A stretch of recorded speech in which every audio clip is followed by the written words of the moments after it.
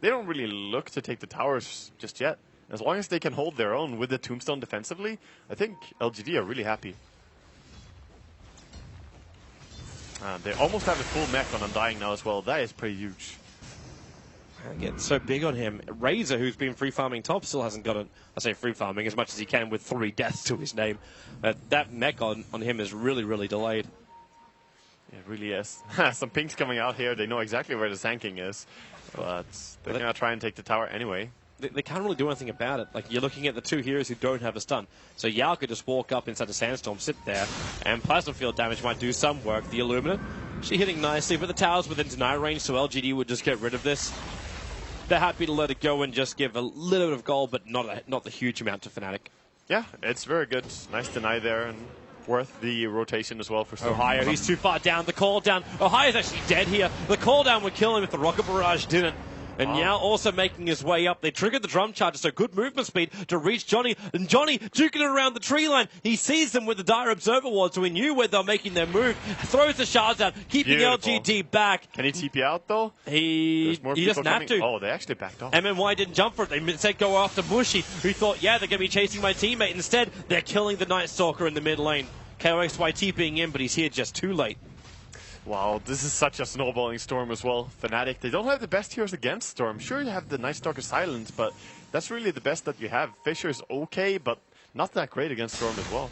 It's almost like you need to have that Blink Dagger on the Earthshaker so we can get the instant Echo Slam stun. Yeah, exactly. And then like almost a Blink Dagger on the Tusker, so it's a follow-up Walrus Punch. You need the combinations to land on Storm. You can't just do one Fisher and hope that that's going to stop him. So, of course, if you can get the silence on him, that's a very good chance of killing the Storm. But now he's looking so tanky, buying into the point booster, going for the Bloodstone as well. But there is an upside. The fact that he doesn't go for a BKB at the start means at least the silence is still able to be effective, and as well as the stuns.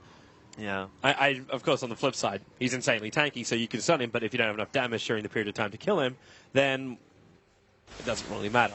Yeah, he still lives. This Bloodstone is really going to speed up farming, but they have more things happening as well, as they almost have the full Blink Dagger on Shaker. As you mentioned, they need this item.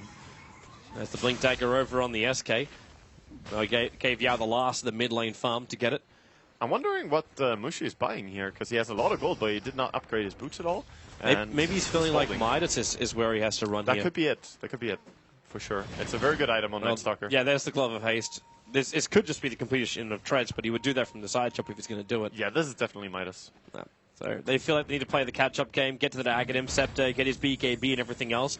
Middle lane, the prep is coming as Keeper to Light is going to be recalling in Mushy, waiting for the chance here. They snowball up, they go after Sylar, they got to stop the call down with the Echo Slam and Fissure as he catching on MMY with a Burrow Strike from Yao, catching out too. MMY is going to keep him up, and in comes Maybe with a stun from Ohio, really hurting him hard, but it's just not enough. In comes Maybe, KYXY going to be dragged back in here to a triple kill of Maybe. The Burrow Strike to Mushy, Fnatic getting team wiped. Maybe he's got a haste rune. He could chase after Kerchik. He can't see him with a static remnant. Yeah. And Kerchik made the wise decision. Run down south away from the fighting. It starts by them getting off the gyrocopter, of course, but then the punishment comes in.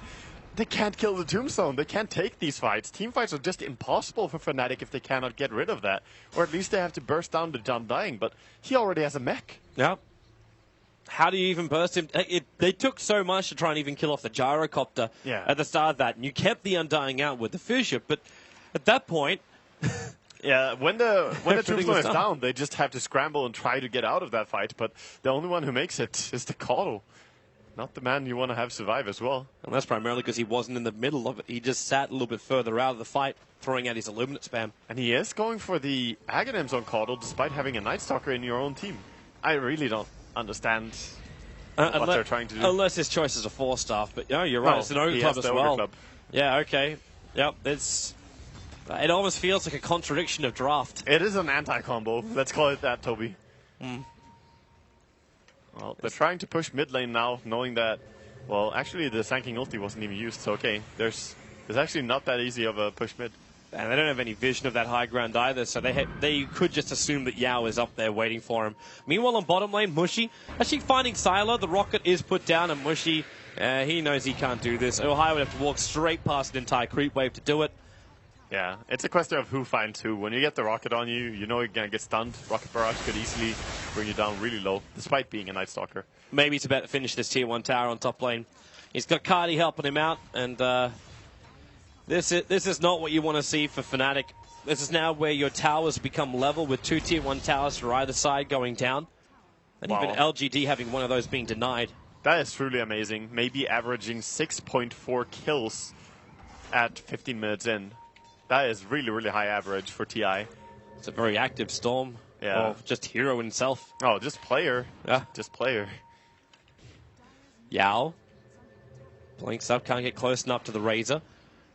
Ohio, I don't think he really wants to be where he is. He's right underneath the Radiant Observer Ward, and he's practically alone. Yeah, they could jump pretty far as well. Finds a haste rune even, but they're gonna chill out. Look at the map, how many sentries are down by by Fnatic.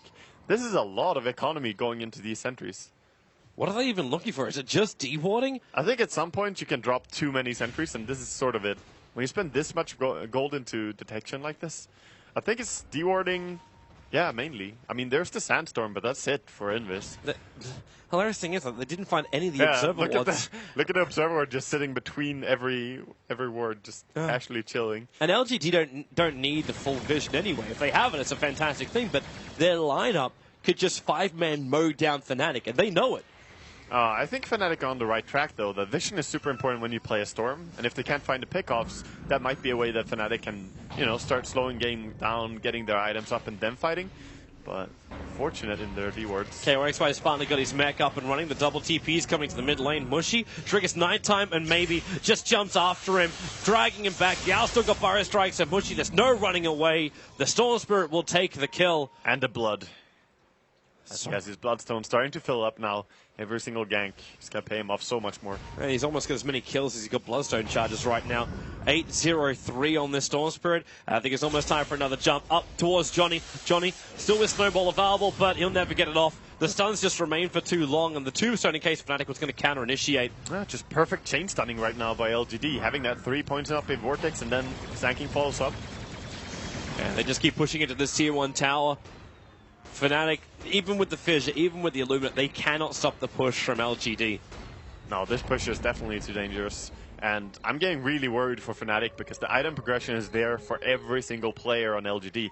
They get the BKB now on Gyrocopter completed up, the Courier's delivering it. And Force Staff and Blink on Sanking, pretty much. Yeah, it's not what Fnatic wanted to wake up to in the morning. Yeah. This is not their game at all.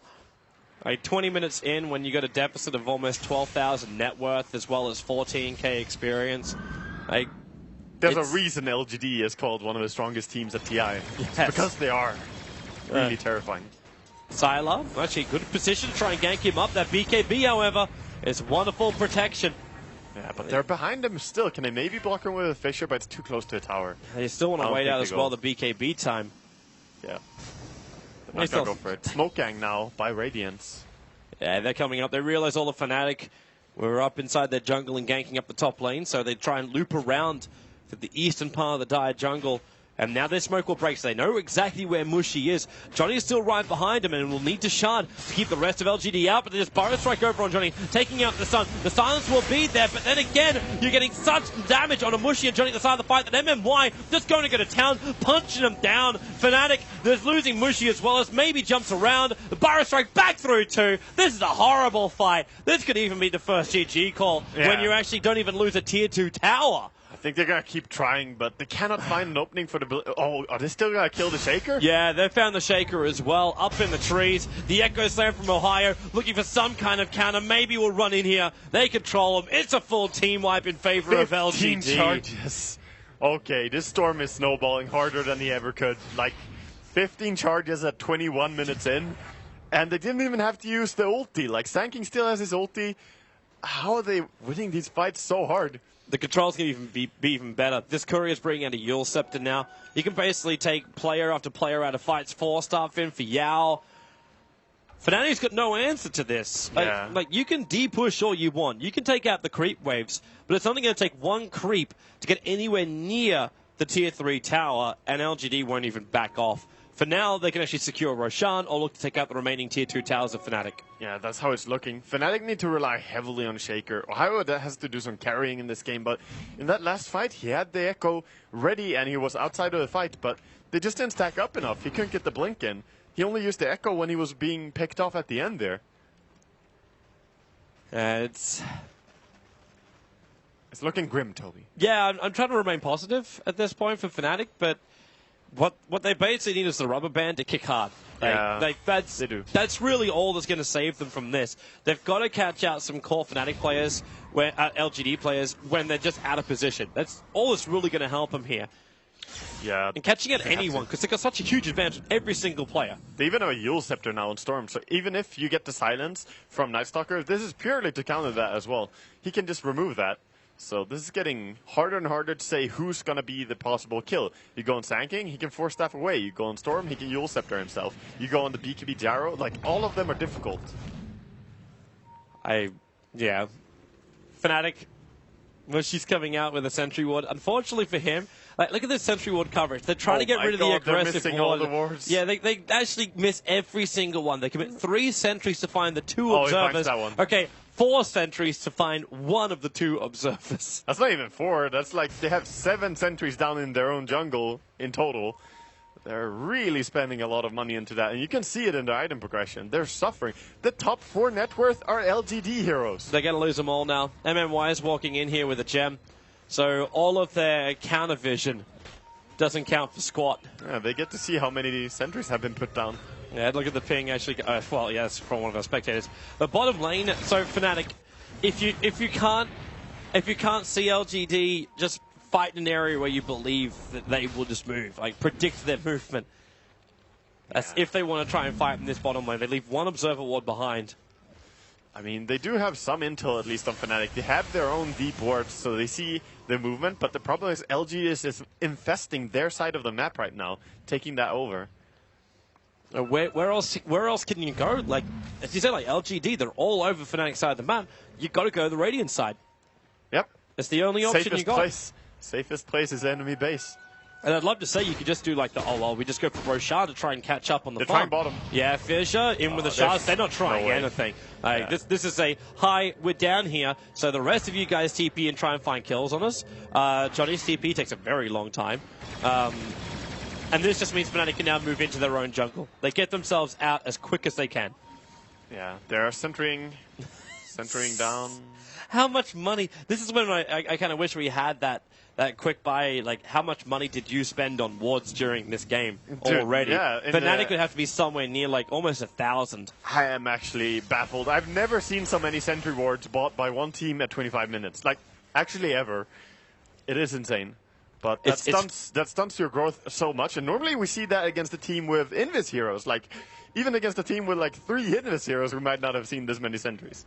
They were really scared of LGD's vision and control of the map. But they're not really countering it effectively enough. No, they're not. For every 4 wards that were placed, they find 1 observer. Yeah, that's not good return. Well, Fnatic, this push is coming on the bottom lane from LGD. Ohio's still sitting there, but it's a level 1 Echo Slam. He doesn't even have level 2 on this thing yet. And Razor hasn't completed his BKB.